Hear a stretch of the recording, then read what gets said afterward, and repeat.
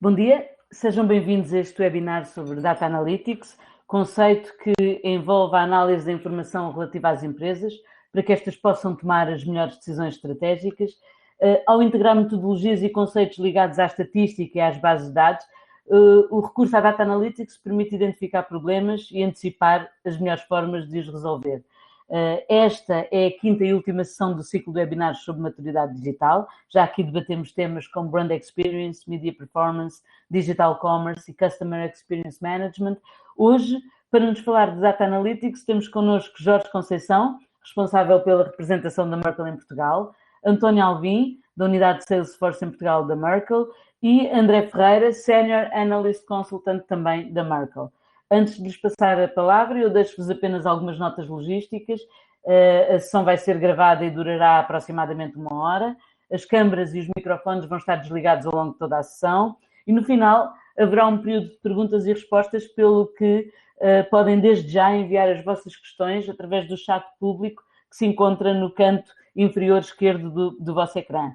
Podem também usar o chat e os contactos que irão ser disponibilizados nas apresentações para agendar uma reunião, esclarecer dúvidas ou expor a situação e o caso concreto da vossa empresa, pelo que sugiro que aproveitem também esta oportunidade. E sem mais demoras, eu passo então a palavra a Jorge Conceição, responsável da Merkle em Portugal, e depois também a António Alvim e a André Ferreira. Muito obrigado, Isabel. Um bom dia a todos. Obrigado à ICEP também por este convite e também agradecer a todos os participantes de mais uma sessão que eu espero profícua para todos.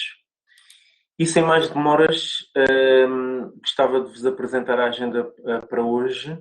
Portanto, falar um pouco das credenciais, o enquadramento que vai ser dado pelo meu colega António Alvim e depois o André, que vai falar de toda a componente da Data Analytics que vem aqui na sequência dos outros webinars que nós já fizemos e que eu convido todos a assistirem se não tiveram a oportunidade ainda de o fazer. Muito bem. Então, vou falar do grupo Denso, à qual a Merkle pertence. Portanto, a Merkle é uma das empresas do grupo Denso, é um grupo japonês que tem mais de 100 anos de existência e cerca de 66 mil colaboradores. Este número se calhar peca por escasso, porque está sempre em permanentemente atualização. Portanto, nós estamos presentes em 146 países, atravessamos 24 time zones e estamos presentes também nos 5 continentes. Isto com um portfólio de mais de 16 mil clientes, portanto, nesta representação que temos nestes países. Muito bem. Portanto, em termos de áreas de negócio, ou service lines, nós cruzamos aqui 3 áreas. Portanto, a parte creative, que em Portugal existe com a empresa Partners. A parte de mídia, com a Karate Eye Prospect, que já tiveram também presentes em algumas sessões connosco. E nós, Merkle, estamos na área de CXM, que é Customer Experience Management. Portanto, é a área onde nós, Merkle em Portugal, mais atuamos, mas aqui para vos dar uma visão global daquilo que é o grupo Denso também na sua atuação em Portugal. Portanto, nós cruzamos todo este universo de service lines que abrangem toda esta jornada de transformação digital que as empresas precisam de atravessar. Pronto, antes do enquadramento e de passar a palavra ao meu colega, dizer-vos que em Portugal nós estamos presentes também desde 2014, com outros nomes e depois dentro de empresas do grupo, e com cerca de 330 pessoas para vos ajudar em tudo o que seja necessário nesta componente de transformação digital. E agora sim, Alvim, passo-te a palavra. Obrigado. Obrigado, Jorge. Conseguem ouvir-me bem? Penso que sim, porque estou em múltiplas reuniões hoje de manhã, mas é importante voltar para o que é a sexta sessão que estamos a ter, Isabel. Isto parece que começámos ontem. É porque nós começámos em 2020, na realidade. Isto aqui, em que falámos detalhadamente do processo que vou falar agora, é um processo de maturidade digital que utilizamos na Denso. Um processo que queremos que seja leve, que a pandemia que aconteceu o ano passado ajuda a justificar. Portanto, o que é a maturidade digital? A maturidade digital não é nada mais, nada menos do que uma empresa conseguir quantificar em que estágio de maturidade as diferentes vertentes tecnológicas que dão suporte ao seu negócio se encontram. Portanto, já falámos de CRM, já falámos de Customer Experience, falámos sobre Media Performance, fidelização, de commerce, mas hoje vamos falar de uma coisa muito importante, sobre como conseguimos analisar os dados que resultam de todas essas áreas. E para conseguirmos chegar a essa maturidade e percebermos em que nível de maturidade digital é que estamos na Data Analytics, convém olharmos para o processo genericamente. Portanto, vocês conseguem ver que o processo que nós seguimos é olharmos para o que vem da orçamentação que previmos para os anos correntes, ou que foram decididos em 2020 para aplicarmos em 2021, em que tipicamente o que acontece é, se calhar podemos investir, ou se calhar vamos ter que ter cortes, porque o ano passado, para a maior parte dos negócios, sofreu uma série de alterações, uma série de alterações que os nossos competidores e os nossos parceiros estão agora a trabalhar de forma diferente. Se calhar a forma que nós temos para trabalhar, seja pequenas, grandes e médias empresas, mudou completamente no momento da pandemia, nomeadamente em áreas de comércio, que isto agora virou-se totalmente para o online e para o apoio em distribuidores, por exemplo, e nomeadamente também no comportamento dos consumidores. Portanto, assim, tudo começa quando temos produtos e serviços, quem nos compra, a realidade mudou. Portanto, temos que agarrar nestas três dimensões e realizar um levantamento e uma análise que nós na Dentsu propomos que seja muito rápida. Tanto maior quanto maior a dimensão da empresa, no máximo 4 semanas para as grandes empresas, mas acreditamos que para pequenas e médias empresas, que são as empresas que maioritariamente estarão aqui a assistir a este webinar, estaremos a falar de algo que se possa fazer numa a 2 semanas. O importante é que, mesmo sendo um processo leve, que seja um processo que incorpore muitas pessoas representativas de todos os departamentos que constituem a empresa. Seja vendas, seja apoio a cliente, seja marketing, seja financeiro, mas e mesmo que seja uma PME que tenha um elemento de cada departamento, perfeito.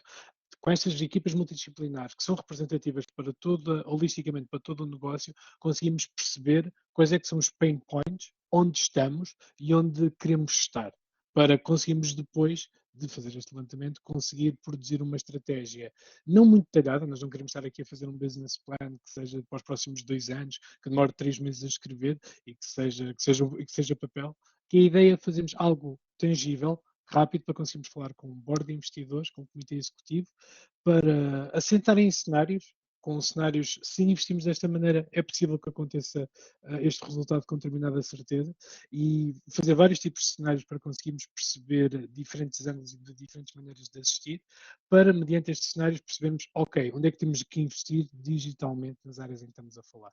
Portanto, o índice de maturidade digital é meramente isto, um conjunto de workshops a realizar em 2 semanas, por exemplo, 1 a 2 semanas, para conseguir produzir algo a apresentar ao board de investidores.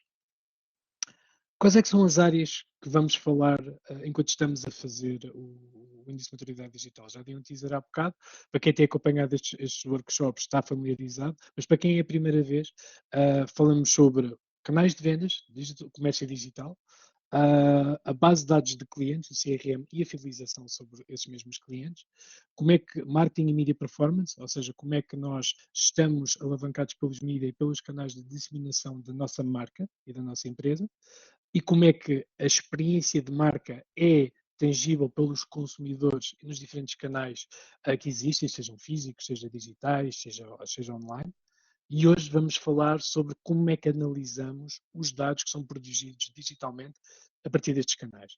E vocês conseguem ver que, se temos aqui estas diferentes áreas, os diferentes níveis de maturidade estão representadas no eixo horizontal. Portanto, quanto menos maduro, temos aqui exemplos, começando aqui à esquerda, em que Data Analytics básico é quando os processos não estão acoplados de forma consistente, coerente, e temos múltiplas fontes de dados. Não temos tecnologia que possamos chamar um Data Warehouse ou Business Intelligence. A tecnologia diz, se calhar é o sistema operacional, se calhar é um Excel, se calhar são folhas de papel. À medida que começamos a digitalizar e a transformar a forma que temos de trabalhar, conseguimos dotar mais processos consistentes através de alguma tecnologia. Mas, tipicamente, no segundo nível de maturidade, a operação e o CRM está dispar. É preciso agarrar dados que estão num sistema e passá-los para o outro, com todos os riscos que daí vêm. E o André vai falar disso um bocadinho mais à frente.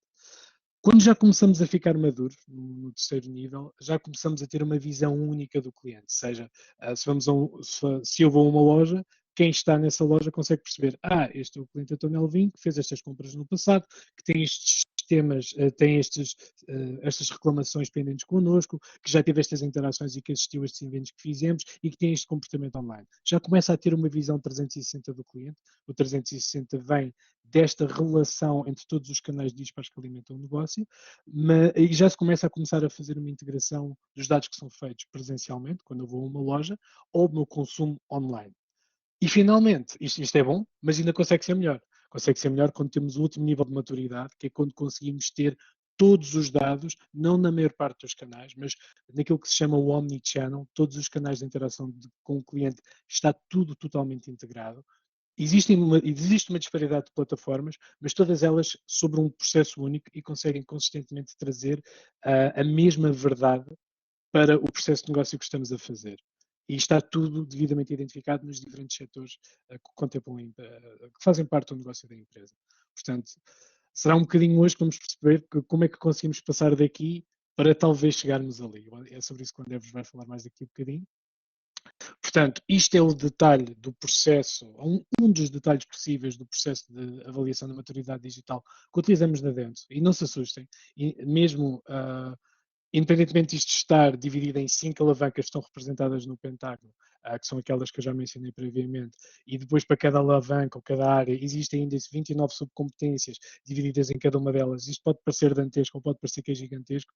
Na realidade, com um workshop de 2 horas, conseguimos rapidamente, numa ou duas, passar a maior parte delas e conseguimos perceber e recomendar, dar recomendações. Portanto, isto é algo que se consegue fazer rapidamente com algumas pequenas e médias empresas e, por acaso, derivado de alguns webinars passados, já temos estado a começar a trabalhar com algumas oportunidades ou leads, como se costuma dizer, que surgiram daqui. Portanto, só temos que agradecer à ICEP por facilitar este contacto. Posto isto, o que vamos falar sobre hoje é sobre dados de consumidor, no sentido em que consumidor, quem trabalha connosco, se conseguimos converter estas interações e estas informações dispares na criação de valor no trabalho que fazemos enquanto marcas, enquanto empresas. Para isso, André, passo-te a palavra e agradeço, vou ter que sair agora, mas ficaram bem entregues com o Jorge Conceição, André e depois com a restante equipa da ICEP para moderar o debate. Muito obrigado. Obrigado, Obrigada, António. Obrigado pelo convite também. Então, vamos agora falar de Data Analytics, vai ser o foco deste webinar, ok? Vamos abordar essencialmente 5 tópicos, ok? Vamos começar pela introdução e enquadramento, são os nossos tópicos iniciais. Depois vamos falar o quê? Das fases típicas do processo de Data Analytics, análise de dados, ok? E depois vamos passar para os diferentes tipos de análise que podem ser feitos, ok? E finalmente vamos ligar tudo isto ao índice de maturidade digital, não é? E vamos ver como é que podemos avaliar a maturidade digital da nossa empresa em relação a Data Analytics, ok? E aqui Data Analytics eu vou usar alguns termos em inglês, tentarei sempre traduzir para português, é força do hábito, ok? Mas tentarei sempre fazer a tradução e nos slides, sempre que necessário para a compreensão dos slides, está lá a tradução, ok? Aqui, vamos então começar e eu gostava de começar com uma citação, ok? De um senhor chamado Hal Varian, ok? É uma citação já bastante conhecida e que diz essencialmente que os dados são como o petróleo, ok? Que precisam de ser refinados para ser úteis. É uma citação com algum impacto, ok? Comparar os dados ao petróleo é uma comparação engraçada, mas o que é que isto quer dizer, ok? É uma das coisas que vamos perceber no decurso da apresentação. E se calhar começava então por fazer o enquadramento, não é? Então, começando pela parte da definição, o que é Data Analytics? Podia dizer aqui montes de frases, podia dizer aqui parágrafos completos a explicar o que era isto, mas de uma forma muito simples, Data Analytics é a ciência que transforma dados não tratados em conclusões, ok? As conclusões podem ser tão simples como quanto é que eu vendi o ano passado? É algo simples de responder. Ou mesmo, quanto é que eu vou vender no próximo ano? Já não é tão simples. Ou até, o que é que eu devo fazer para aumentar as minhas vendas no próximo ano? Portanto, a parte já da recomendação, que isso aí já é o pináculo, portanto, já envolve um bocadinho de inteligência artificial, E vamos também ver alguns exemplos de possíveis análises, ok? Mas começamos aqui, se calhar, pela análise mais simples, ok? Aqui podemos começar por ver que Data Analytics é a ciência que transforma. Por exemplo, este Excel que eu retirei da internet, ok? Que temos aqui um excerto, o Excel tem uns milhares de linhas, temos aqui um excerto. É um Excel que nos diz essencialmente as vendas que cada representante da empresa fez, ok? O cliente, a data, o tipo de produto, neste caso, obviamente, tudo aleatório, e depois os totais. E que nos permite tirar, através de uma formulazinha simples, que nos permite tirar a conclusão que a Sarah, neste caso, foi a nossa melhor vendedora. E calha bem, porque neste ano até foi um ano bastante bom para a empresa e, portanto, até decidimos dar um prémio de produtividade à Sarah e vamos dar-lhe 10 mil, neste caso dólares, porque é a moeda que está no exemplo, ok? E até correu bem, é simples, não há mais nada a dizer. Qual é a questão aqui? A questão é que quando nós anunciámos isto publicamente, outro dos nossos vendedores, o Randy, veio falar connosco e disse isto é completamente impossível, quer dizer, eu e a Sarah falamos constantemente e eu sei que vendi mais que ela. Portanto, há aí algum erro, vocês têm de certeza de corrigir isto. E nós podemos ficar assim um bocadinho sem saber o que fazer, mas dizemos, vamos então analisar os dados e vamos ver então o que é que poderá ter acontecido. E a verdade é que o Excel que temos aqui está a concatenar dados de dois sistemas que nós temos. E a verdade é que quando vamos fazer uma análise, vemos que o Randy, que tem o nome completo, Randy John Watson, por exemplo, aparece no sistema A como Randy Watson e no sistema B, quando lhe criaram o utilizador, disseram que ele podia pôr só as iniciais, RJ e depois Watson. Qual é que é o problemazinho aqui? O problemazinho aqui é que quando nós vamos fazer uma análise de dados e dizemos, agora diz-nos quem foi o vendedor que conseguiu fazer mais vendas, a análise vai encarar o Randy Watson e o RJ Watson como vendedores distintos. E, portanto, não vai devolver umas vendas do Randy Watson como um todo, vai devolver umas vendas destes dois artefactos que temos nos sistemas. E, na verdade, quando nós vamos analisar os dados, o que nós podemos ver é que a tabela de vendas é, inicialmente, esta que podemos ver aqui em baixo, ok? Em que vemos que a Sarah ganha claramente por larga margem aos outros vendedores. Mas quando corrigimos este pequenino erro, a coisa muda. E, de facto, o Randy tinha toda a razão em protestar, ok? Porque ele, de facto, foi o melhor vendedor. E naturalmente que isto aqui, quer dizer, é um exemplo, é um caso sem impacto, não é? Estamos aqui a falar de um exemplo qualquer, aleatório, da internet. Isto não tem impacto nenhum nas nossas vidas. Mas isto podia perfeitamente ser a discussão sobre o produto em que queríamos criar uma campanha publicitária e, portanto, íamos fazer um investimento relativamente significativo para a nossa empresa. Ou isto podia ser a avaliação dos nossos colaboradores, em que, obviamente, a produtividade, neste caso, as vendas deles, é um dos fatores mais importantes, e que pode decidir que nós damos ao Randy um muito bom e damos à Sarah um excepcional com direito a bónus. E o Randy, ao fim de uns meses, sai porque não se sente apreciado na empresa.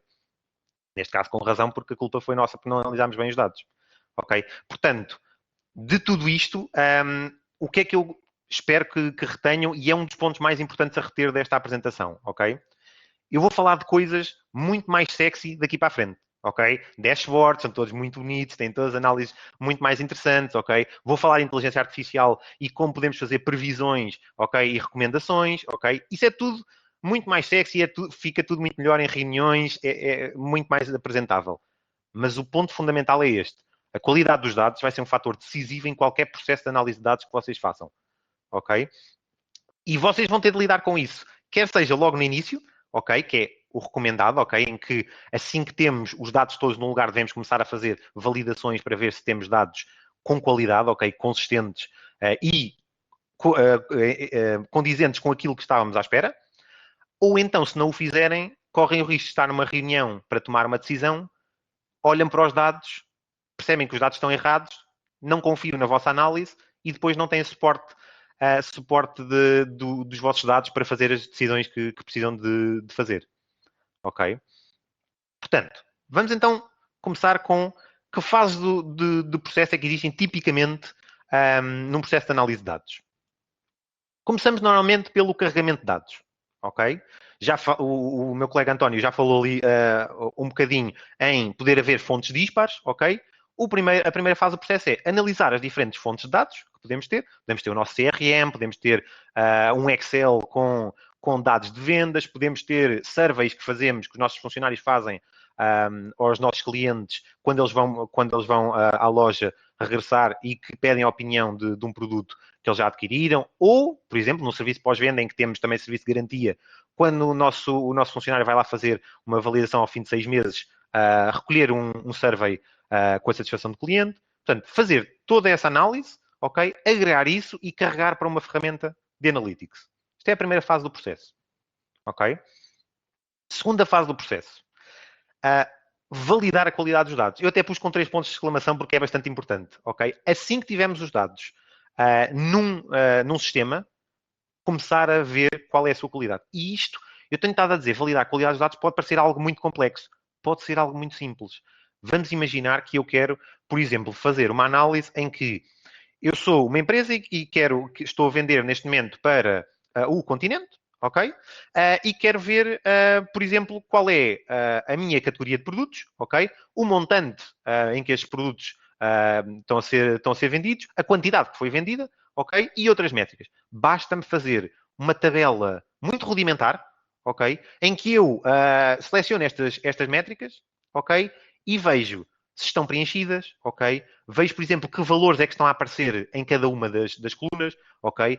O valor pode vir de umas lojas. Em princípio, o Continente há a ter um sistema standardizado. Mas, se eu vender para muitos retalhistas, pode acontecer que umas lojas me estão a dar os preços a que estão a vender com vírgulas, outros estão a dar com pontos, ok? Para separar os euros dos cêntimos. Isto já é uma coisa que temos de ter em conta e que tem de haver um tratamento dos dados, ok? Ou podemos ter muito simplesmente, vamos assumir que agora somos uma empresa de telecomunicações, vendemos tarifários pré-pagos e pós-pagos, ok? E no tipo de tarifário podemos ter uns funcionários que registram como pré-pago, outros registram como pré-espaço pago e outros registram como pré-pago tudo junto. E isto na nossa análise vão aparecer como 3 tipos de tarifários diferentes. E vai estragar toda e qualquer análise que nós queiramos fazer. Ok? Portanto, esta é a fase para começarmos a fazer esta análise. Depois, processamento dos dados. Ok? Se nós tivermos dados, por exemplo, de contas, de contactos e de oportunidades, ok? Para fazermos um dashboard ou para fazermos um modelo preditivo que permita analisar tudo isto, vamos ter de juntar estes dados de uma maneira que seja coerente, ok? Porque provavelmente eu quero analisar as oportunidades por conta, ok? Mas também quero saber quais são as informações de contacto que tenho para essa conta. Ok? E nesse caso tenho de ligar isso de uma maneira que faça sentido, ok? E depois, finalmente, correr o modelo. Claro. A última fase, aqui, é a visualização dos dados, não é? E consequente partilha. E aqui eu pus o exemplo de construção de um dashboard, ou vários dashboards. Pode ser construção do meu modelo preditivo, ok? Para utilizar a inteligência artificial para prever o que vai acontecer. E depois, a partilha com os diferentes segmentos. E eu tenho estado a falar isto como se fosse uma coisa sequencial. Na verdade, isto vai ser um ciclo. Porquê? Porque isto é iterativo. Vamos dizer que eu estou a fazer isto com os meus dados do CRM. Eu tenho lá os meus contactos, as minhas contas e as minhas oportunidades, etc. Mas depois, alguém se lembra de dizer o nosso serviço de apoio ao cliente não está ótimo, as pessoas estão a queixar-se muito quando lá vamos fazer, por exemplo, uma validação 6 meses a seguir à casa delas. E então alguém diz, se calhar devíamos acrescentar um survey ou um questionário em que vemos a satisfação das pessoas e quais as principais queixas delas em relação ao produto, para depois podermos dar, se calhar, ao nosso departamento de produto para melhorar. Então vamos introduzir esses questionários no nosso sistema, na nossa ferramenta de análise de dados. Temos novamente de analisar de onde é que esses dados vêm, temos normalmente de os preparar para ver a sua qualidade, temos normalmente de os processar e a seguir acrescentá-los ao dashboard. Portanto, no fundo, isto é um processo iterativo e vai ser um ciclo que se quer sempre que seja para melhorar e para aumentar a quantidade e a qualidade dos dados que temos. Ok? E eu falei aqui de 4 fases. Também podem, se forem procurar e se falarem com pessoas da área, podem ouvir falar de 2 fases, que mais não são do que uma agregação das fases que falei antes, ok? Normalmente fala-se em inglês de ETL, ok?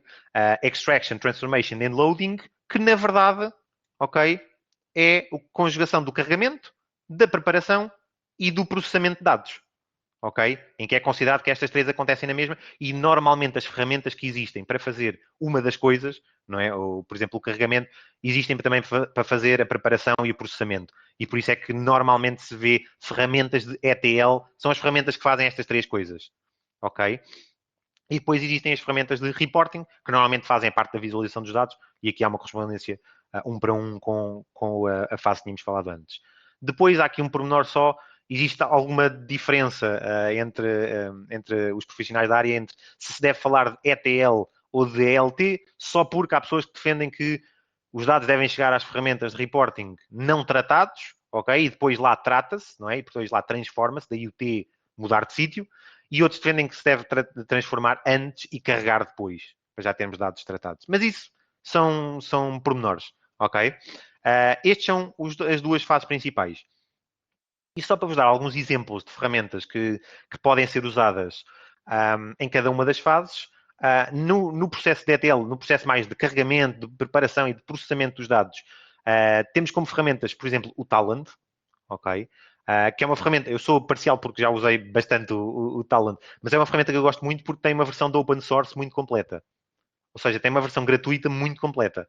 Quando eu digo muito completa, eu já fiz migrações com milhões de registros usando a versão gratuita. Portanto, é algo potencialmente muito interessante. Depois também temos ferramentas como o Power Center da informática, que tem uma lógica muito semelhante à do Talend, ok? E depois a ferramenta que era mais popular até há uns anos atrás, que é o Oracle Data Integration, ok? Que já não é tão usada para novos projetos, mas que ainda é bastante usada para clientes que já têm este processo há algum tempo. Do lado das ferramentas de reporting, temos a ferramenta da Microsoft, não é? O Power BI, ok? Há de ser uma das mais conhecidas, juntamente com as ferramentas da Qlik, ok? O ClickSense e o ClickView, não é? O ClickSense mais recente. E depois temos o Tableau, ok? Estas são provavelmente as três ferramentas mais conhecidas do mercado. Estas ferramentas não têm versões gratuitas, ok? Mas variam em preços que podem ir dos $10, neste caso, até aos 150, e aqui é numa lógica de por utilizador por mês, ok? Só para vos dar um bocadinho de noção dos custos. Não fiz no lado do ETL porque existe uma alternativa gratuita bastante potente que podem utilizar, ok? E depois, transversalmente a isto, existem ferramentas que podem fazer quase tudo, ok? Por exemplo, existe a ferramenta de CRM que já foi falada aqui, acredito, nas últimas sessões, que é o Salesforce, ok? Esta ferramenta não faz ETL se vocês tiverem fontes externas, não é? Se tiverem Excel externos, têm na mesma de os carregar, mas de resto, os vossos dados de CRM podem analisá-los imediatamente na mesma ferramenta de Salesforce, ok? E têm essa possibilidade de o fazer sem terem de mudar de ferramentas e sem terem de fazer desenvolvimentos adicionais, ok? Portanto, se já têm a ferramenta, pode ser uma coisa interessante a ter em conta, ok? Agora, vamos falar dos tipos de análise que podemos ter, ok? E quando falamos de tipos de análise, normalmente o que é que se pensa? Pensa-se em, por exemplo, análise muito simples, não é? Ir a uma turma e perguntar a cada aluno qual é a cor favorita, não é? E depois 6 deles dizem que a cor favorita é o cor-de-rosa, depois temos 9 a dizer que é o amarelo e por aí em diante, ok? Ou, por exemplo, ir a essa mesma turma e se calhar fazer uma análise que os alunos já não gostam tanto, não é? Que é ver qual é o tempo de estudo por aluno para o último teste e depois ver quais foram as notas que eles tiraram, ok? Ou então, pensando a nível mais macro e a nível mais impactante, podemos ter o mapa das últimas eleições presidenciais dos Estados Unidos da América, ok? E aqui não vamos discutir quem é que ganhou, quem não ganhou, não vamos entrar nessas discussões, mas é um exemplo de uma análise muito séria e com muito impacto, ok? No mundo atual. Mas, na verdade, falámos aqui de 3 tipos.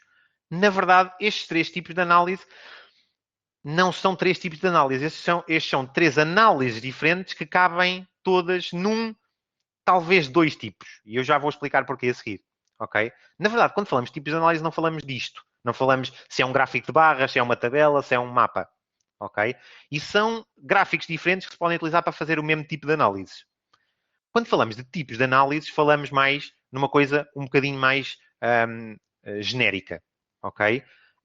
E neste caso vou usar um gráfico que é muito potente para explicar esta abordagem. Foi criado pela Gartner e que descreve o quê? Os 4 tipos de análise que existem, ok? Existe a análise descritiva, a análise diagnóstica, a análise preditiva e a análise prescritiva. E como podem ver, eu disse-as nesta ordem, ok? Disse-as em ordem crescente de valor que podem adicionar às vossas empresas, mas também em ordem crescente da complexidade que o seu desenvolvimento e a sua implementação requer. Ok? No fundo, isto é o quê? A análise descritiva foca-se no o que aconteceu. Não é? É a análise mais simples, ok? A análise mais imediata é olhar para os dados e ver o que lá está. Ok? A seguir, temos a análise diagnóstica, que é a pergunta que surge sempre a seguir, não é? Quando vemos, estes foram os vendedores que venderam mais, mas porquê é que eles venderam mais? Não é? É imediatamente aquilo que surge. Ou, eu vendi 700 mil em comparação com o meu target, o meu objetivo de 1 milhão, porque é que eu vendi abaixo? É sempre a análise que surge a seguir. Normalmente estas duas andam emparelhadas, ok? A descritiva e a diagnóstica andam sempre emparelhadas. As outras duas também andam sempre emparelhadas. São a preditiva e a prescritiva. A preditiva foca-se em tentar perceber o que vai acontecer, ok? E obviamente que a partir do momento em que eu percebo o que vai acontecer, eu quero perceber como é que eu posso fazer acontecer, não é? Como é que eu posso mudar o que vai acontecer.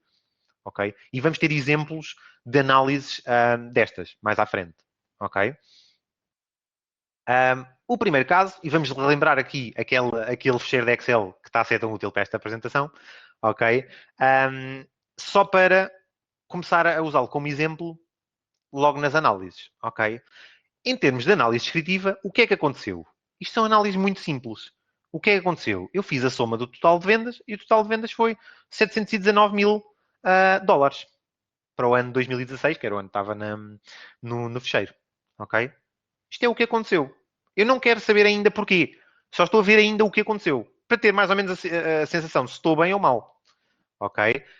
Normalmente, quais são os tipos de gráficos que se vêem aqui? Por exemplo, os KPIs, que são aqueles indicadores que só mostram assim, um número, normalmente que mostram o total de vendas, não é? O total, por exemplo, de vendas comparativamente ao target, não é? Percentualmente, como é que ficamos? Ficamos acima, ficamos abaixo dos 100%, não é?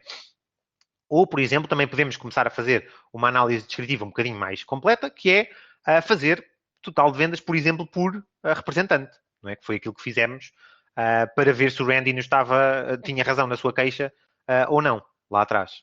Ok? E, naturalmente, quando olhamos para o total de vendas, como já falámos antes, qual é a pergunta que surge a seguir? Porquê? Não é? Porquê é que eu tenho este total? E aí surge a análise diagnóstica, não é? Porquê é que isto aconteceu? E partindo desta tabela, nós podemos ver que o Randy vendeu mais, seguido da Sarah, depois da Diane e depois da Frances. Ok?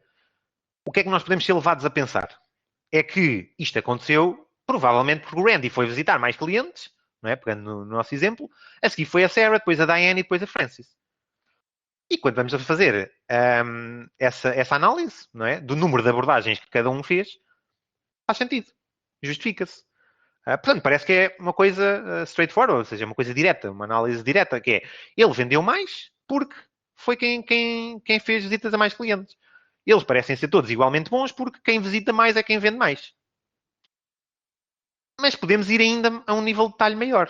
Que é, agora vamos ver qual é a venda média de cada um destes representantes em cada uma destas abordagens. E isso já é um bocadinho mais interessante. Porquê? Depois podemos ainda ir mais além e dizer se a venda média é dependente de venda de produtos mais caros ou se é através de venda de quantidades maiores dos produtos. Isso poderíamos continuar por aqui. Mas aqui já surgem dados interessantes. Em que nós vemos que o Randy e a Sarah são aqueles que vendem mais e que visitam mais, mas em média são aqueles que, por abordagem, vendem menos. ok? Portanto, eles conseguem ter estes números de vendas porque vão a muito mais sítios que os outros. Ok? E daí conseguimos ver que, neste caso, o Randy é melhor que a Sarah, tanto em número de abordagens, ou seja, faz mais abordagens como na venda média. Mas quando vamos, por exemplo, para a Diane e a Frances, não se aplica a lógica de quem vai a mais sítios tende a vender menos por sítio, não é? Por abordagem. Porque vemos que a Diane vai a mais sítios que a Frances, mas vende mais do que a Frances. E em comparação, por exemplo, com os outros dois, ela vende mais 6 a 7% do que os outros dois por abordagem, o que é bastante significativo, não é? E aqui, se calhar, começamos a ver que uma possível conclusão que pode sair daqui é que a Diane faz um terço das abordagens dos outros, do Randy e da Sarah. Aqui vamos desconsiderar um bocadinho a Frances, porque está atrás dos outros todos, mas vende claramente mais em média. Então, se calhar, convém contactar os recursos humanos e perceber porque é que ela está a fazer tão poucas abordagens, porque nós queremos bastante que ela faça muito mais abordagens, porque ela pode trazer resultados espetaculares. E aí, se calhar, sabemos que a Diane faz um terço das abordagens dos outros, porque a Diane está em part-time e só trabalha 2 dias por semana, por exemplo. E os outros trabalham 5 dias e ainda dão um sábado. Não é? E aí, se calhar, o que é que nós devemos fazer? Uma das nossas primeiras medidas. Ver como é que nós podemos convencer a Diane a ficar em full-time. Porque ela pode ser, de facto, a super estrela do que vemos aqui da análise. Não é? E este é o porquê aconteceu. É quando vamos um bocadinho mais além, quando tentamos perceber quais as justificações para os nossos totais de vendas, para os nossos números de defeitos do produto, quando fazemos estas análises um bocadinho mais drill down, ou seja, vamos mais ao pormenor dos nossos dados. Ok?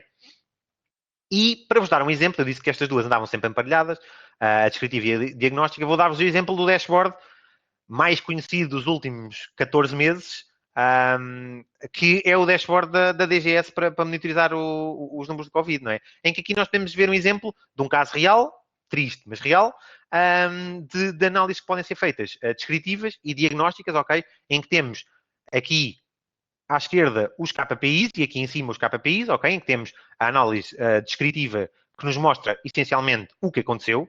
Existiram X casos, existiram X testes, e depois aqui em baixo podemos fazer um bocadinho de análise diagnóstica, ok? Nestes separadores, em que podemos ir ver, ok, aumentaram o número de casos, mas porquê? Foi porque aumentaram o número de testes? Foi porque aumentou a taxa de contágio? E vamos poder fazer um bocadinho mais análise diagnóstica. E sabemos que a DGS até faz análise já preditiva, porque até prevê quanto é que os números vão aumentar no futuro, ok? Mas, saindo agora deste caso mais triste, porque já tem sido a realidade durante demasiado tempo, vamos agora para a parte da análise preditiva, ok? Vamos dar alguns exemplos. Aqui já não pude utilizar o Excel que tinha retirado, porque normalmente para a análise preditiva precisamos de, no mínimo, dezenas de milhares, ok, de dados para termos um modelo minimamente fiável, ok? Porquê? Porque os modelos, normalmente, de inteligência artificial precisam de ser treinados, e são treinados normalmente com dados históricos, para depois serem usados para prever coisas no futuro, ok? Mas podemos dar exemplos de análises que podem ser feitas, ok? Como, por exemplo, quanto é que nós vamos vender no próximo mês de dezembro, não é? Pegando naquele Excel, eu agora quero saber, está a aproximar-se a altura de Natal, não é? Vamos imaginar, eu quero saber quanto é que vou vender nessa altura. Como é que posso fazer isto? Posso ir ver lá atrás, os meses de dezembro anteriores, quando é que eu vendi, ok? Quanto é que o meu número de vendas, quanto é que as minhas vendas estão a aumentar ao ano, e faço uma extrapolação com base nisso para poder ver no futuro quanto é que eu vou vender no mês de dezembro. Ou, por exemplo, posso ver, se eu for uma empresa da área de telecomunicações, posso ver qual é que é a possibilidade do meu cliente fazer churn. Ou seja, dele deixar de ser meu cliente. Por exemplo, se ele tiver um contrato de fidelização que está a aproximar-se do fim, está a 3 meses do fim, ok? De televisão, mais net, mais voz. Como é que eu vejo a possibilidade dele sair? Vou aos meus dados históricos, por exemplo, dos últimos 2 anos, ok? Vejo clientes com perfil semelhante a este, por exemplo, faixa etária semelhante, intervalo de receita que me fornecem semelhante, tarifário semelhante e que estão a 3 meses também no fim do seu contrato, vejo o que é que aconteceu com eles, quantos desses é que fizeram churn e que deixaram de ser meus clientes, e posso, através daí, extrapolar a possibilidade de este meu cliente atual, concreto fazer churn, ok? Ou, por exemplo, porque eu gosto sempre de pensar mais à frente, agora que já ganhamos o título, qual é a possibilidade do Sporting ganhar a próxima Liga dos Campeões? Não é? Gosto sempre de pensar mais à frente. Há pessoas que estão satisfeitas com o agora, eu já estou a pensar no Real Madrid, no Bayern Munique e por aí em diante. Não é? Portanto, como é que podíamos fazer isto? Podíamos ir ver equipas do passado que têm valores de mercado dos seus plantéis semelhantes, tiveram classificações semelhantes e que têm mais ou menos a mesma experiência internacional que o Sporting tem, que é pouca, nos últimos anos, e irmos ver quais os resultados que elas tiveram, para aí estimarmos a possibilidade deste acontecimento ocorrer. Ok? Ligado a isto, temos a análise prescritiva, que é, agora que já vimos o que vai acontecer, como é que nós podemos fazer isso acontecer? Não é? Como é que, por exemplo, eu posso melhorar as vendas no meu próximo mês de dezembro? E vou lá atrás e vejo que sempre que o modelo se o modelo for bem construído, o modelo vai dizer-me, olha, sempre que fizeste uma promoção que diminuiu 10% o preço dos teus produtos, as tuas vendas aumentaram 20%. Ou sempre que incluíste este bónus com o produto, as tuas vendas aumentaram 5%. Ok? Portanto, já são recomendações para tomarmos as nossas ações. Ou, por exemplo, no nosso exemplo das telecomunicações, o que é que eu posso oferecer ao meu cliente para ele continuar comigo? Não é? Posso oferecer uma renovação a um preço mais baixo? Isso resultou com os meus clientes no passado. Posso tentar-me vender uma combinação de pacotes em que lhe acrescente serviço e ele fica a pagar o mesmo, mas com mais serviços? Ok? E isso é o que já é feito nas empresas de telecomunicações, não é? Já é feito há alguns anos. E é o que é feito para ver como conseguir garantir que os clientes não fazem churn, não saem da empresa. Ok? Ou no nosso exemplo bastante realista, como é que nós podemos melhorar a possibilidade do Sporting ganhar a Liga dos Campeões? Não é? Basta contratar o Ronaldo? Devemos tentar angariar investidores estrangeiros? Uns bilionáriozinhos que consigam investir umas centenas de milhões? Não é? É a mesma coisa, ir ver no passado como aconteceu isto e depois extrapolar para o futuro, ok? E o próprio modelo, se for bem construído, vai recomendar uma ação, ok? Estes são os diferentes tipos de análise que podem ser feitos, ok? Mais do que análise com gráfico de barras ou com gráfico de um mapa ou com uma tabela, estes são os diferentes tipos de análise. Obviamente que para a prescritiva e a preditiva é mais complexo porque existe já um data scientist, essencialmente, alguém que já consiga perceber os dados, já consiga fazer um modelo que seja treinado e que se treine no futuro autonomamente, ok? Precisa já de uma boa quantidade de dados e eles precisam estar bastante standardizados, ou seja, precisam ter uma boa qualidade dos dados. Não é? Para a inteligência artificial, o passo de validação de qualidade dos dados é particularmente crítico, ok? E às vezes dura semanas, ok? Só para vos dar uma noção do esforço que pode acontecer. E depois sim, podemos ter resultados bastante interessantes, ok? Agora, já falámos destes 4 tópicos e vamos ver como é que tudo isto se liga ao nosso índice de maturidade digital, não é? Que tem sido o tema central destes webinars, ok?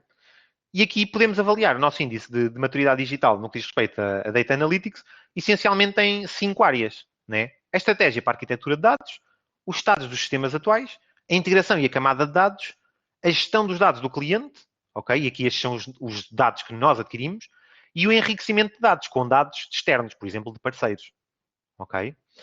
E aqui, como vocês estão a ver, o índice de maturidade digital foca-se essencialmente naqueles 3 passos de carregamento, preparação e processamento de dados. Se tudo isto for bem feito e se tudo isto já estiver bastante avançado na maturidade, os dashboards, os modelos preditivos, tudo isso que queiram depois implementar, ok? Tudo isso será mais fácil. Ok? E tudo isso terá uma boa possibilidade de ser correto e de ser útil. Se isto não acontecer, acho que não vale a pena ainda pensar em inteligência artificial e se calhar mesmo em dashboards mais complexos, se calhar também não vale muito a pena. Convém primeiro pensar como podemos melhorar a nossa qualidade e depois sim começar a fazer dashboards mais rudimentares e depois ir melhorando. Ok? Aqui podemos pensar em algumas questões no que diz respeito a cada um destes tópicos, não é?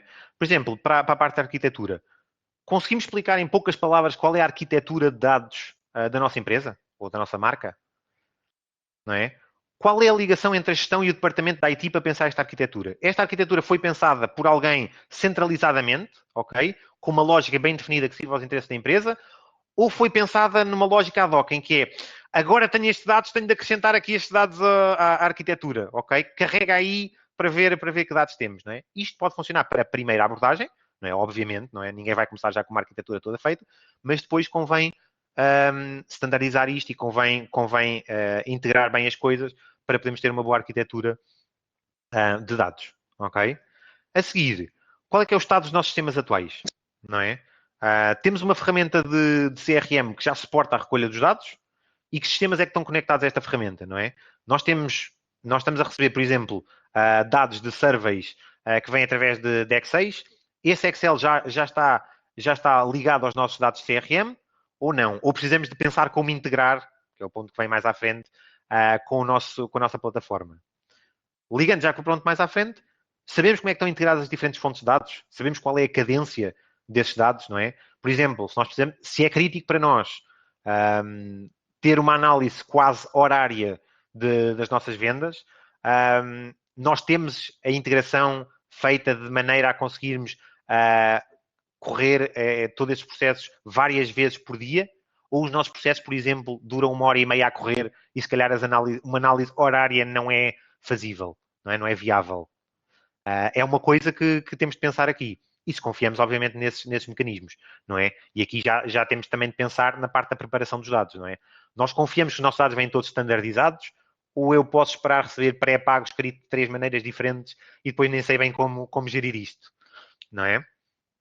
Depois, em termos de gestão de dados do cliente, eu consigo identificar claramente quais são os meus pontos de recolha de dados, ou seja, consigo identificar que o meu CRM é gerido pelo meu manager, por exemplo, ou, por exemplo, que o meu funcionário em loja é quem recolhe os questionários e sabe perfeitamente como definir e como standardizar todas essas respostas.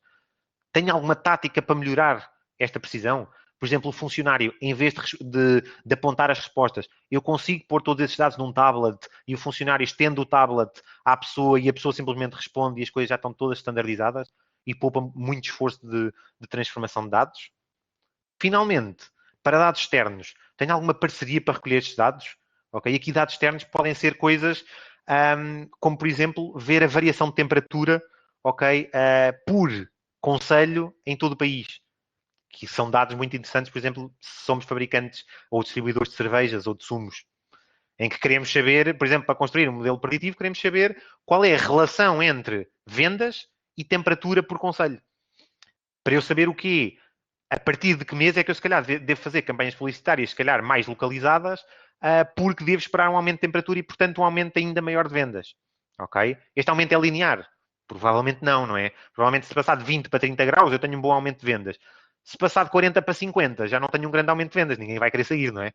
De casa. Provavelmente vão querer ficar em casa ou encomendam pelo Uber Eats ou pela Glovo, ou então não vão encomendar cerveja, não é?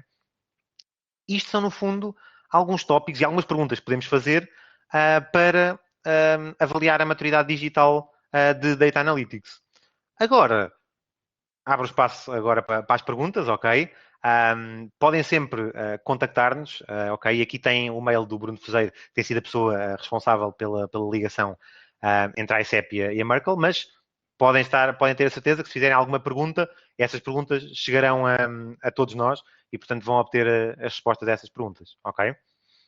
Muito obrigada, André Ferreira. Muito obrigada também, Jorge Conceição e António Alvim, que já não está connosco neste instante, mas que poderá depois também estar disponível para responder a algumas perguntas. Julgo que temos aqui vários tópicos bastante interessantes para debate. Muitas empresas estarão a pensar na melhor forma de analisar os dados de que dispõem e de conseguir obter a informação mais valiosa possível a partir desses dados. Nós temos já aqui algumas perguntas, eu vi que algumas foram sendo também respondidas no nosso chat público. De qualquer forma, gostaria de voltar aqui a um tema. Pedro Silva coloca-nos a seguinte observação. Diz-nos que o Excel permite fazer uma regressão entre variáveis, por exemplo, isto quando estávamos a falar da análise do número de visitas em comparação com os resultados obtidos, e diz-nos Pedro Silva que o Excel permite fazer uma regressão entre variáveis, por exemplo, verificar se o número de abordagens, variável independente, influencia estatisticamente a soma total das vendas, a variável dependente. É verdade que o Excel permite fazer algumas destas coisas e muitas empresas perguntarão porquê e como deixar as suas folhas de Excel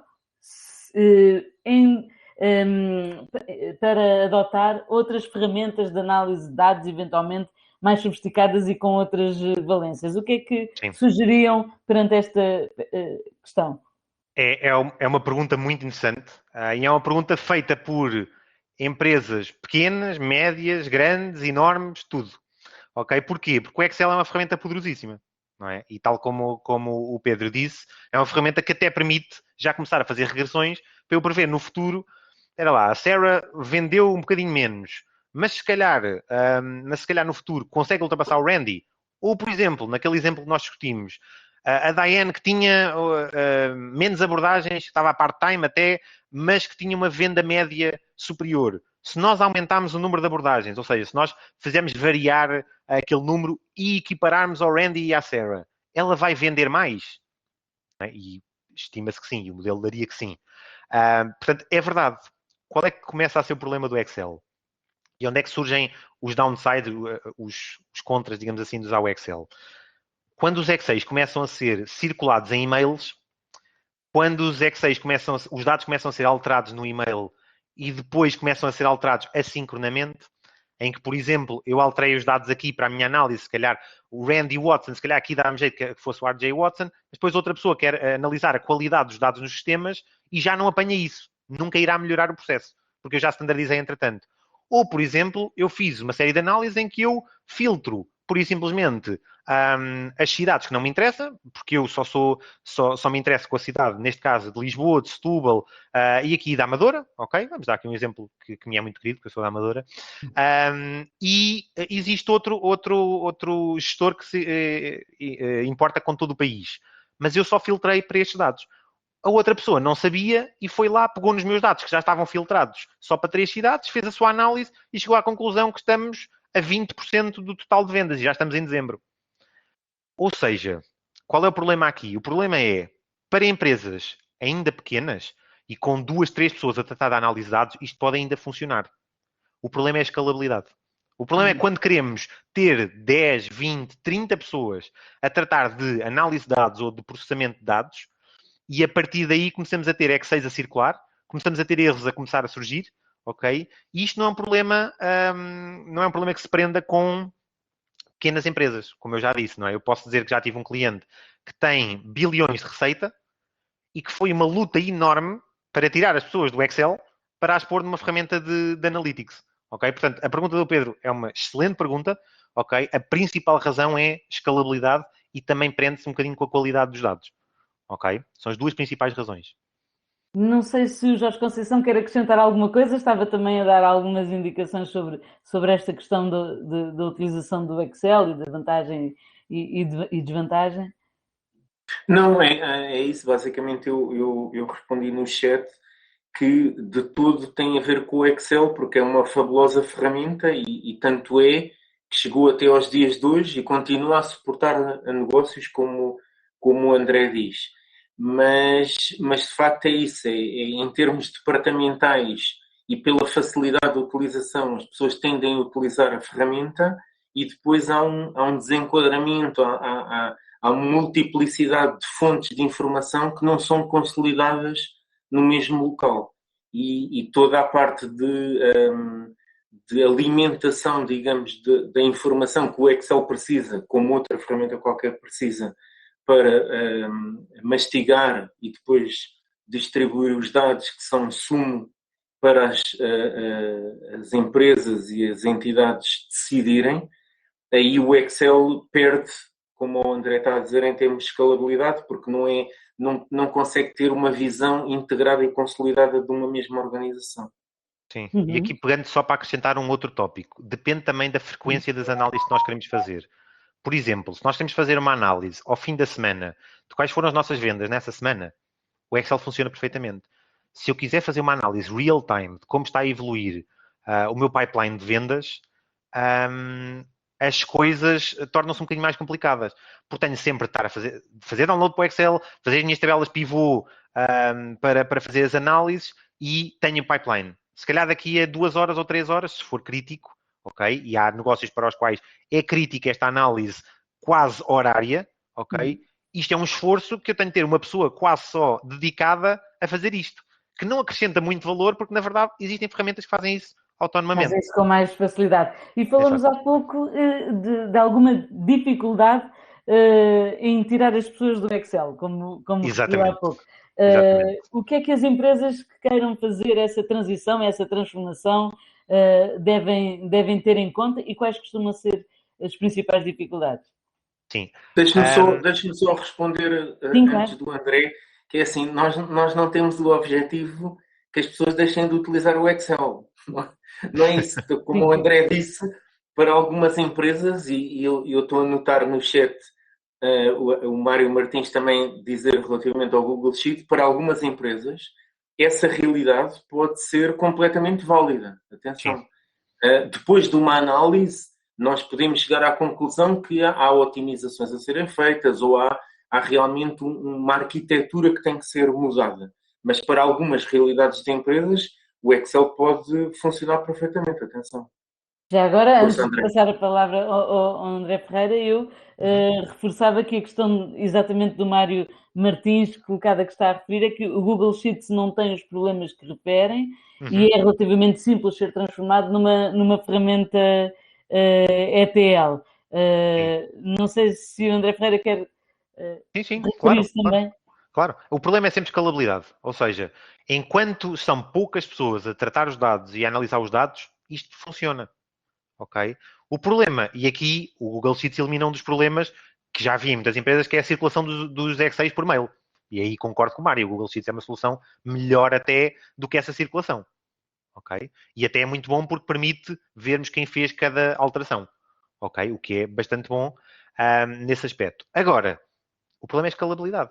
Agora vamos imaginar que a empresa está a crescer, até já está em vários países, e agora continuamos a usar o mesmo Google Sheets, ou queremos algo, e agora é cada vez mais crítico para o negócio, analisarmos com maior cadência os nossos dados, ok?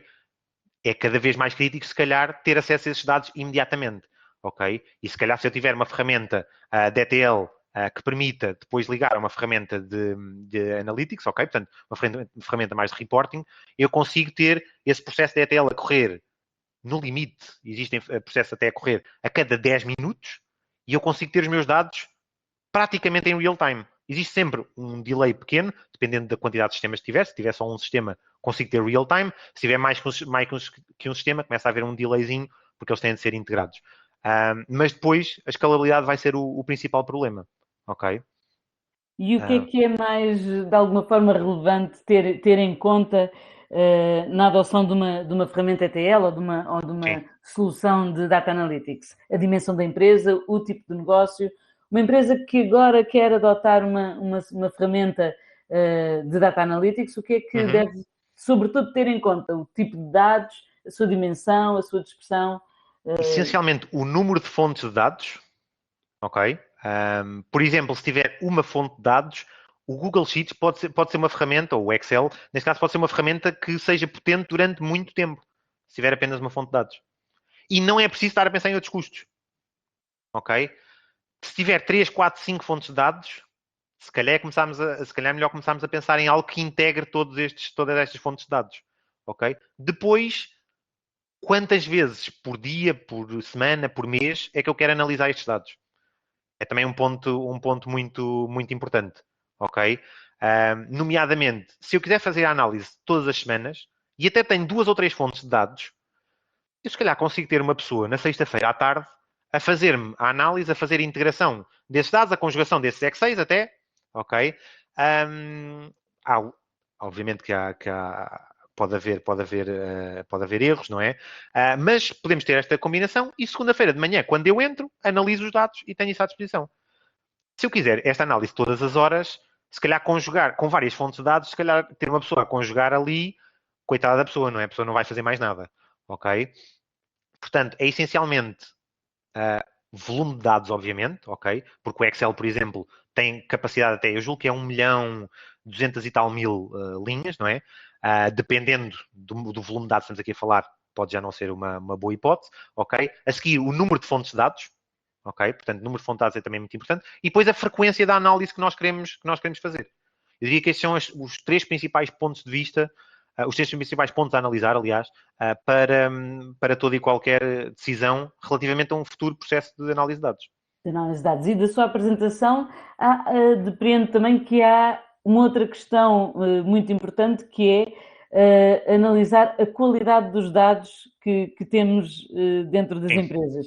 Exatamente. O que é que as empresas devem fazer e como é que podem validar a qualidade dos seus dados e, de alguma forma, fazer as perguntas certas aos dados de que dispõem para deles extrair, enfim, a melhor informação mais relevante para o seu negócio. Aqui acho que, independentemente, pois há empresas que optam por implementações internas ou implementações externas com parceiros, independentemente de tudo isso, trata-se de, primeira coisa, saber em que fase do processo deve fazer a validação da qualidade dos dados. A resposta é o mais cedo possível. Ou seja, como eu recomendei na apresentação, assim que eu tiver as fontes integradas, ok, e que eu conseguir ter os dados na ferramenta que depois vou usar ou para processamento e carregamento de dados, ou até mesmo, dependendo de qual for a minha abordagem, já na minha ferramenta de reporting, ok, fazer análises que podem ser até muito simples. Uma tabela com as diferentes colunas e vamos ver, ok? Por exemplo, eu quero analisar montantes. Os montantes estão a vir todos na mesma moeda? Uma pergunta. Os montantes estão a vir, caso sejam euros e cêntimos, todos separados por vírgula, ou vêm vírgulas e pontos? Outra necessidade de transformação dos dados, ok? Por exemplo, a minha categoria de produtos às vezes não vem preenchida. Quando não vem preenchida, aparece sempre o mesmo valor default, por exemplo, aparece sempre N/A, de not available, ou aparece às vezes N espaço A, que já vão ser valores diferentes e, portanto, já me vão levar a indicadores diferentes de dados que eu preciso preencher mais, ok? Esta é a primeira pergunta. O primeiro tópico é quando devo fazer? A minha recomendação é o mais cedo possível. Acho que ninguém quer chegar ao ponto em que está numa reunião, não é? E se percebe que está a olhar para uns dados e os dados estão errados, ok? Em que se percebe, por exemplo, que não, eu sei claramente que aquele produto vendeu 2.000 unidades e ali está a mostrar-me que vendeu 500. Pois, se calhar vendeu 500, mas foi registado com 4 nomes diferentes em cada uma dessas vendas. E aí 4 vezes 500 dá as tais 2.000 que eu esperava, não é? E depois são estas análises simples.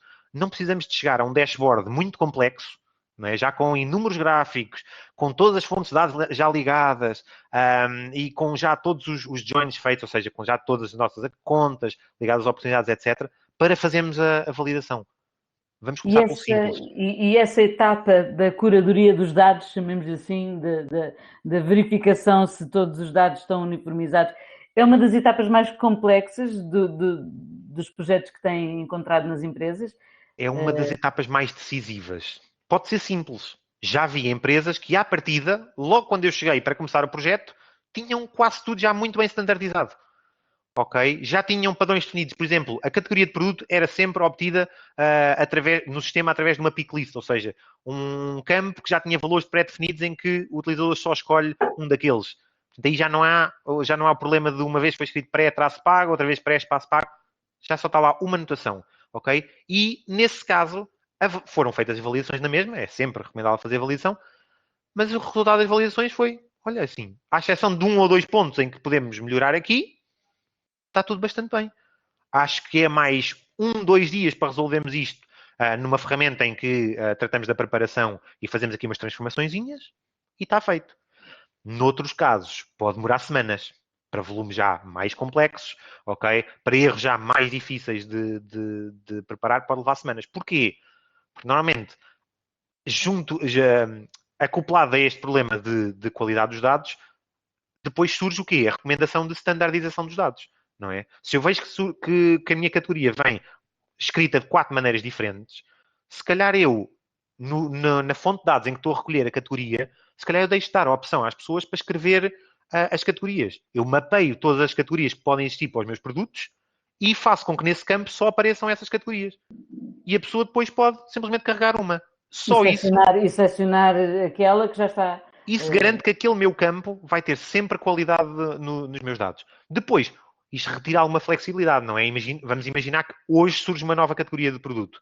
Eu tenho de pedir a quem me gera aquele sistema para acrescentar essa categoria ao meu campo, não é? É sempre um trade-off. não é? A vida é feita destes trade-offs. Mas vou ter muito melhor qualidade dos dados. de dados. Sim. Julgo que o Jorge Conceição queria também acrescentar algo em relação Sim, a isto. sim, se calhar partilhar também um pouco da minha experiência, que eu já passei por muitos processos destes de migração e de fiabilização de dados e como o André estava a dizer, é decisivo. E, por exemplo, em sistemas bancários, onde eu já participei, é até crítico e implica que nós tenhamos alguns sistemas que não são os de produção, porque hoje em dia, portanto, à luz também da segurança da informação e de GDPR, nós não temos acesso aos dados reais, portanto, temos que estar a trabalhar com um subset e mediante aquilo que for definido, porque o que acontece é que todas estas fontes de informação têm várias idades, não é? Há modelos de dados que nós estamos a trabalhar que são mais velhos do que nós próprios. Foram criados por dinossauros com bases de dados completamente e não são tocados. Ninguém vai lá ter a ousadia de tocar naquele campo da base de dados que está num COBOL ou num RPG. Portanto, nós temos é que agarrar nessa informação, conhecê-la e depois transformá-la para dar para quem decide a melhor informação e os dados mais fiáveis possíveis. Okay?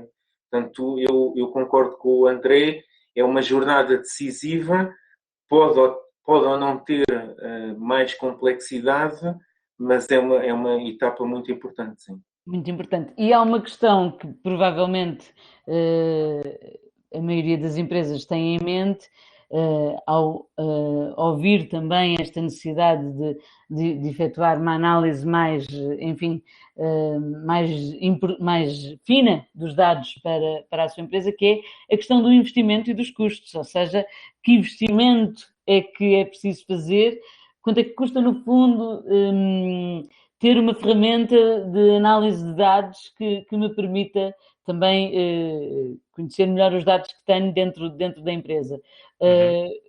Esta questão dos custos é determinante, estas ferramentas são um investimento muito elevado.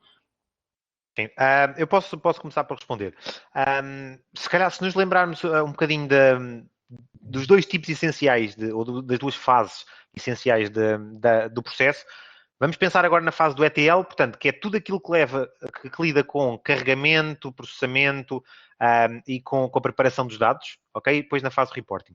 Na fase do ETL, portanto, na fase que lida com ir buscar os dados, tratá-los, combiná-los para produzir análises coerentes, existem ferramentas open source muito potentes, ok? Ferramentas gratuitas, ok? E eu dei o exemplo do Talend, ok? O Talend tem o seu módulo de Data Integration, ok? Que é um módulo que é completamente gratuito. Também tem uma versão paga que depois assiste no agendamento de alguns processos, etc. Mas para migrações que aconteçam semanalmente ou para uma migração inicial para um novo sistema, essa versão open source é bastante potente e custa zero. Não é? Só precisa de alguém que saiba trabalhar com ela, não é? Mas, ou seja, se calhar precisa de um data engineer ou mesmo de outra pessoa que já tenha alguma experiência nisto. Mas em termos de ferramenta, licenças, zero. Ok? No lado das ferramentas de reporting, também existem algumas ferramentas open source. Porquê é que eu não recomendei nenhuma? Eu foquei-me em recomendar essencialmente as três principais. As três são normalmente as mais populares e que aparecem normalmente nos quadrantes da Gartner como líderes. Ok? Existem outras que também aparecem nesses rankings da Gartner, ok? Isso é um facto, mas são todas pagas, ok? Existem ferramentas open source que, lá está, dependendo do tipo de análise que será feito, permitem também poupar custos e podem ter custo zero, assumindo que existe pelo menos uma pessoa na empresa que saiba fazer essas análises, ok? Mas em última análise, isso pode ser feito com custo zero, tendo uma pessoa que perceba da parte do ETL, de carregamento e de processamento dos dados, e do reporting. Se quisermos ir para soluções mais robustas e mais automatizadas, ok, que permitam análises mais custom, ou seja, análises mais customizáveis, aqui temos de gastar algum dinheiro em licenças, principalmente na parte de reporting, ok, em que aí lá está, como eu referi, é na ótica do custo por utilizador por mês, ok? E que pode ir desde os $10, julgo que o Power BI, por exemplo, da Microsoft, pode começar a ser utilizada a versão paga por $10 por utilizador por mês, ok? Mas aqui tenham em conta que cada utilizador que quer visualizar estes dados precisa dessa licença também, ok? Não é só a pessoa que desenvolve. Até existem ferramentas que até cobram $150, ok? Por utilizador por mês, ok? Que já trazem aqui uma integração maior e, obviamente, depois, dependendo dos descontos que se conseguirem negociar, pode-se retirar um bocadinho estes montantes, ok? Isso quer dizer que pode ser mais... Diga, Jorge, diga.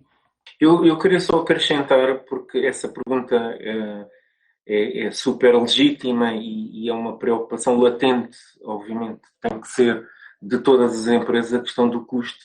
Mas a exemplo do que aconteceu nos outros seminários, eu gosto sempre de trazer para cima da mesa o retorno do investimento. Ou seja, entre o deve e o haver, porque tudo é um saldo e um balanço, não é? Portanto, nós, para termos as coisas, nós temos que despender algo de dinheiro e se calhar já o estamos a fazer. Por exemplo, agarrando no exemplo que o André deu há pouco, de uma empresa que tem 3 fontes de informação e precisa ter uma pessoa que vai agarrar em relatórios que tira do COBOL, vai mastigar aquela informação e vai alimentar no Excel. Depois vai a outro sistema de CRM e retira também o mesmo nível de informação. E depois começam-lhe a pedir mais frequência na entrega destes relatórios. Ora, e depois esta pessoa se calhar não chega, tem que ser 2 ou 3 pessoas. E estas 2 ou 3 pessoas têm um custo. Portanto, se nós automatizarmos, se nós tivermos capacidade de automatizar alguns processos que não necessitam ou que precisam dessas pessoas para trabalhos mais ricos, digamos assim, nós estamos a poupar dinheiro. Ou seja, dentro do balanço que se tem que pretender atingir, o retorno do investimento numa ferramenta destas pode valer a pena ou não. Mas isso lá está, tem que ser sempre alvo de uma análise prévia, naquela componente inicial que nós fizemos nestes seminários de índice de maturidade digital e ver em que estágio as empresas estão. Eu diria que é mais... E do que depende das vossas respostas, pode ser tão ou mais relevante, determinante ter os recursos humanos qualificados, as pessoas certas para trabalhar com estas ferramentas, mais do que as ferramentas propriamente ditas. É isso? A questão dos recursos humanos é determinante neste caso? Sim, isso é super importante. É bastante importante ter alguém que saiba como preparar os dados, como tratar os dados, como corrigir estes problemas que são identificados, ok? Aqui pode envolver algum códigozinho, dependendo dos problemas de dados, pode envolver mais ou menos código, não é? Mais ou menos programação, mas sim, é bastante importante. Agora, também eu pego naquilo que o Jorge já disse, eu já trabalhei com entidades públicas e privadas, não é? Que tinham mais que uma pessoa, única e exclusivamente dedicada a fazer reportes, não é? Esse custo do salário dessa pessoa pode ser direcionado para 1, 2, 3, 4, 5 licenças, se calhar. Não é? E essa pessoa pode passar para tarefas com muito maior valor acrescentado para a empresa do que propriamente fazer reportes. Não é? Porque essa pessoa de certeza tem muito mais competências do que estar a fazer ali os reportes. E isto já passei por análise de situações assim, tanto no público, ok, como no privado. Portanto, não é um problema de qualquer um dos setores. Ok? É de ambos.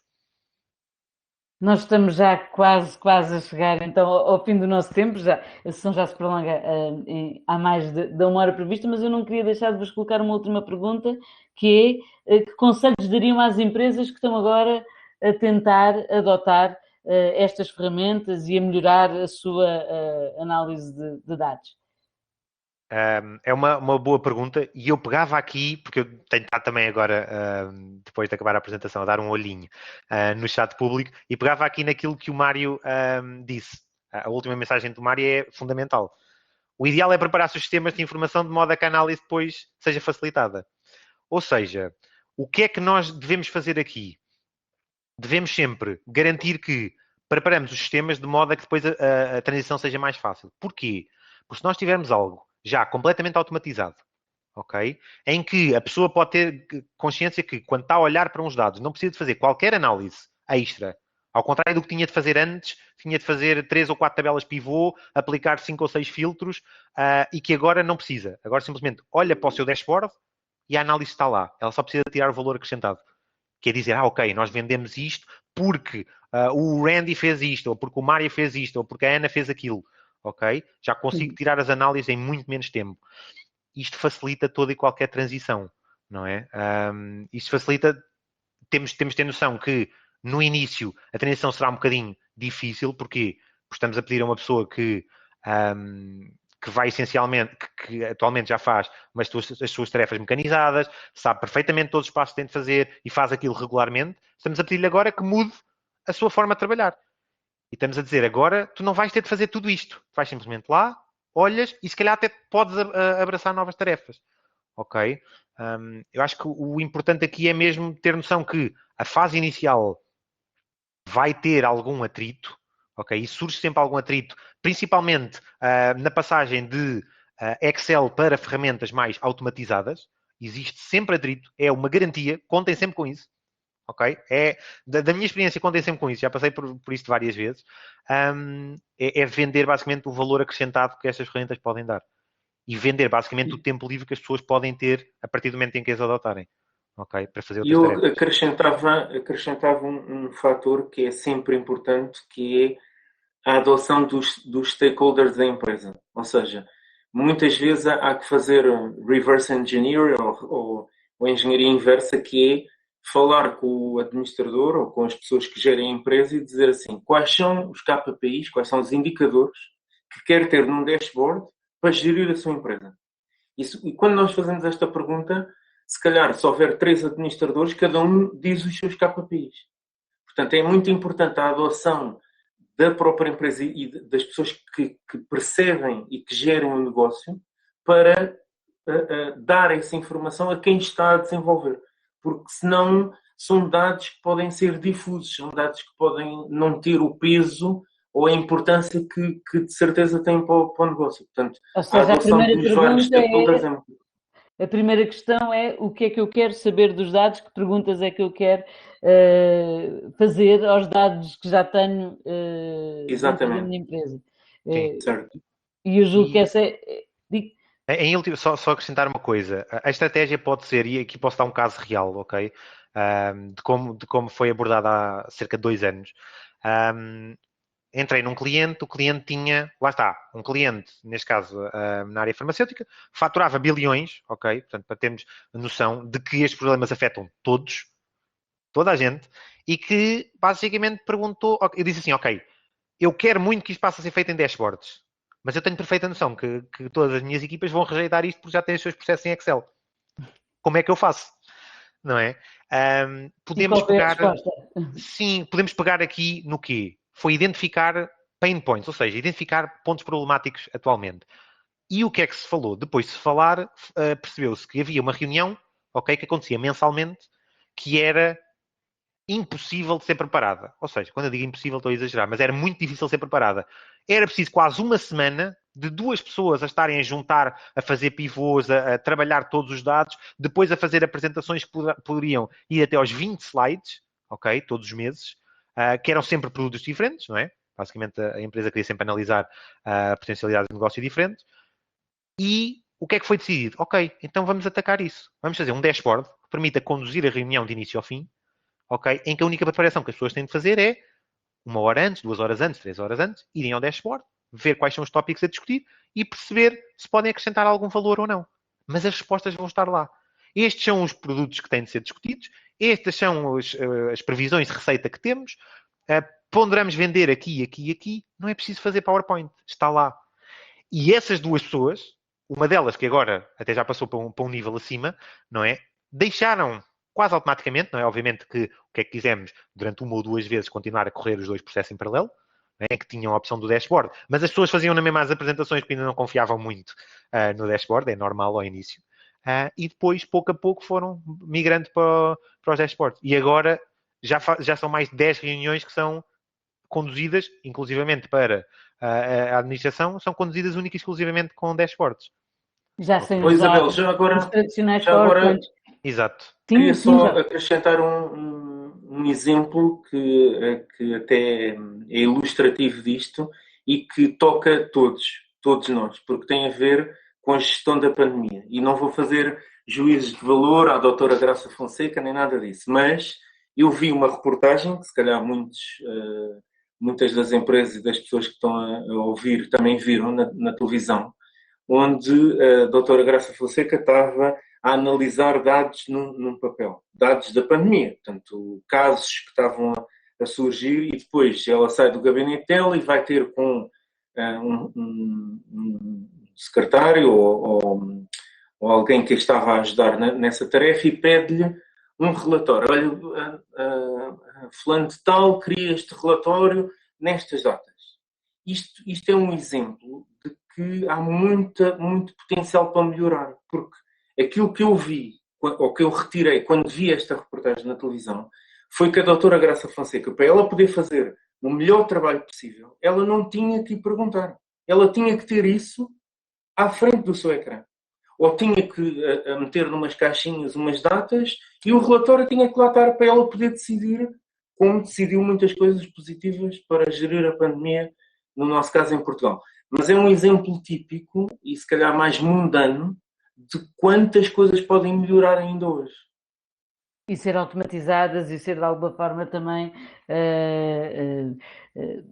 dar autonomia também aos utilizadores para que consigam eles próprios aceder com mais facilidade à informação mais relevante. Eu julgo que esse é um ótimo exemplo para terminarmos esta sessão. Com esta sessão chega também ao fim este ciclo de webinars sobre maturidade digital. Resta-me agradecer as intervenções de Jorge Conceição, também de António Alvim e de André Ferreira. Muito obrigada pela vossa presença. Recordo que as empresas interessadas podem inscrever-se para uma reunião breve para esclarecer as dúvidas. E não sei se o Jorge Conceição, nesta última sessão, quer também deixar algumas notas finais antes de encerrarmos. Queria primeiro agradecer uma vez mais à ICEP. Foi um gosto tremendo poder participar nestas 5 sessões. Queria deixar uma palavra de esperança e de apoio a todas as empresas que estiveram presentes nestas sessões e dizer-vos que, como dissem algumas delas, o facto de nós trazermos aqui os nossos exemplos, as nossas referências e de serem empresas, às vezes, com alguma dimensão, nada disto quer dizer que isso não possa ser aplicado à realidade nacional e à realidade das empresas. Portanto, nós temos a noção do universo ainda amplo de empresas que têm existido, tanto pequenas micro, médias e outras maiores empresas, e tudo isto que nós dizemos é aplicável a qualquer uma delas. Assim como o André disse que tinha situações de empresas que faturavam bilhões e estavam a usar os mesmos sistemas. Portanto, eu queria dar essa nota às empresas que estiveram connosco para não se sentirem acanhadas de alguma forma e abordarem-nos se tiverem algum desafio para nos lançar neste aspecto todo desta jornada digital. Como nós dissemos, tudo isto tem uma sequência. Portanto, esta parte de Data Analytics é, digamos, o culminar de toda uma sequência que nós passamos pelos seminários antes. Portanto, começando pelo índice de maturidade, para as próprias empresas saberem, não, estou muito atrasado, ou estou muito avançado, ou só me falta este passinho tipo danoninho, um passinho pequenino para eu chegar lá.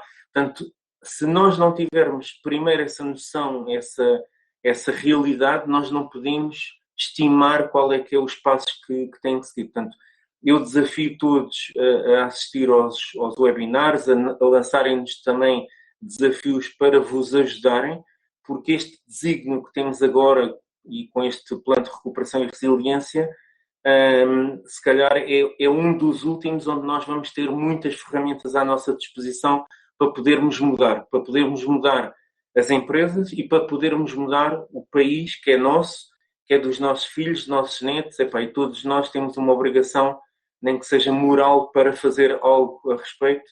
E era essa nota que eu queria deixar aqui, que a Merkel e eu e os meus colegas, todos que estiveram presentes, estamos aqui para vos ajudar e à disposição para permitir isto. E eu reforço também essa ideia e essa disponibilidade. Os contactos estão neste momento no vosso ecrã. Também a apresentação irá ficar disponível. Agora ou mais tarde podem colocar as vossas questões, apresentar o caso das vossas empresas. Muito obrigada a todos, aos nossos oradores, aos participantes. Esperamos ter contribuído com a informação aqui disponibilizada para o aumento da maturidade digital das vossas empresas. A ICEP tem já agendados outros temas que podem interessar-vos. No dia 8 de junho haverá uma sessão sobre o mercado da Suíça e as questões aduaneiras e no dia 22 outra sessão sobre logística e distribuição, mais concretamente sobre a última milha e a etapa final para fazer chegar as encomendas à casa dos clientes. As inscrições vão abrir muito em breve. E muito obrigada a todos pela vossa participação. Continuem a acompanhar-nos em portugalexporta.pt. Até breve.